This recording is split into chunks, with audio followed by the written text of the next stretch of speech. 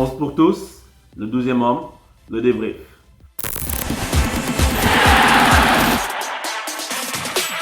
Alors déjà, on va parler du score. On va l'évoquer tout de suite comme d'habitude. 3-0, c'est un très bon score, très flatteur aussi.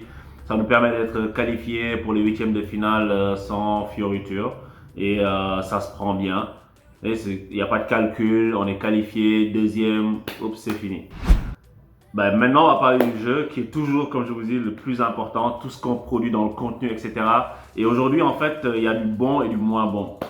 Et par rapport à la construction du jeu, on n'y est toujours pas. On n'arrive toujours pas à ressortir le ballon. On voit que nos défenseurs ils passent leur temps à balancer de longs ballons.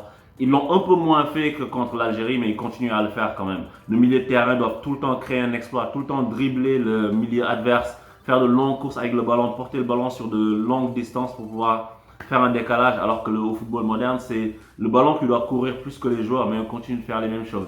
Après, le Kenya, c'est pas un adversaire d'une très grande qualité comme l'Algérie pour nous le faire payer, mais ce sont les mêmes carences qui sont encore là.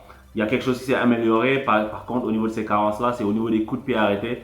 C'est avoir un joueur qui sait tirer des coups de pied arrêtés, ça change la vie. Parce qu'ils n'ont pas tous été parfaits, mais on a vu qu'il y a beaucoup de coups de pied arrêtés que CV a tirés, qui ont été bien tirés en fait, et qui ont apporté du danger, alors qu'avant, il n'y avait aucun danger. Donc ça, c'est une amélioration, c'est une satisfaction de ce côté-là. J'ai trouvé que les joueurs, en première mi-temps, on a bien vu qu'on a assisté à une purge. On pouvait s'endormir devant ce match tellement il ne se passait rien.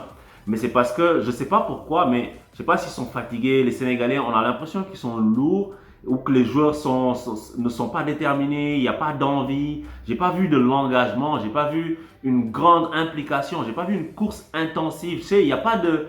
Tu sais, on a l'impression qu'on joue au petit trot en fait. Et ça, je ne l'explique pas. Je ne me l'explique pas.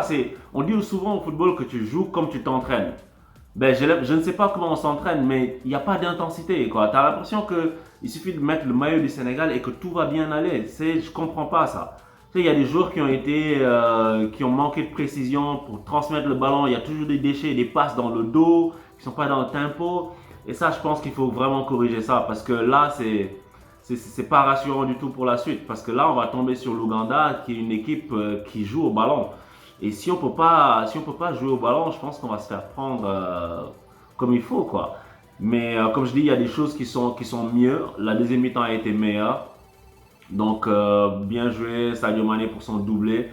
Sur son penalty raté, j'ai trouvé qu'il manquait de détermination et Au Sénégal, on manque de méchanceté, en fait, dans le bon sens du terme. Tu sais, on n'est pas assez tueur. Tu sais, tu as un penalty comme ça, mais tu sais pas, toute chose égale par ailleurs. Cristiano Ronaldo, il est devant le ballon, il va jamais le louper. Hein. Chaque penalty, c'est le plus grand penalty de sa vie. Il faut traiter chaque action comme ça. Tu sais, on joue, on a l'impression qu'il y a de la désinvolture dans le jeu du Sénégal, alors qu'il faut être plus sérieux. Mais heureusement qu'il a pu mettre le penalty suivant, Sadio Mané, et qu'il a pu marquer un but. J'espère que ça va un autre but. J'espère que ça va être déterminant pour lui dans la confiance pour aborder les matchs à venir.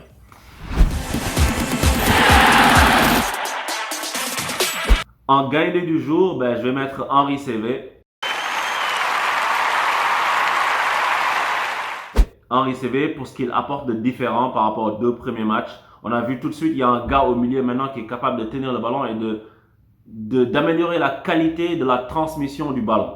Parce qu'on l'a vu changer le jeu de façon précise, des fois éliminer l'adversaire sur un passement de jambes, je change le jeu, etc. D'essayer de combiner un peu. Je pense que ça nous a manqué beaucoup dans les deux premiers matchs. Même si je trouve que CV a un peu baissé de pied après le début de la deuxième mi-temps. Mais je pense que overall, si tu regardes tout le match, c'est à lui que je donne le titre de gagnant du jour cette fois-ci. Donc bravo à lui.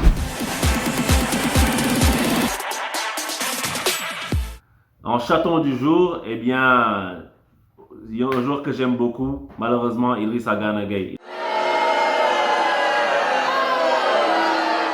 Idrissa Gana Gueye, aujourd'hui, je ne l'ai pas trouvé au niveau. Tout le monde attendait son retour à la compétition après avoir été écarté pour blessure.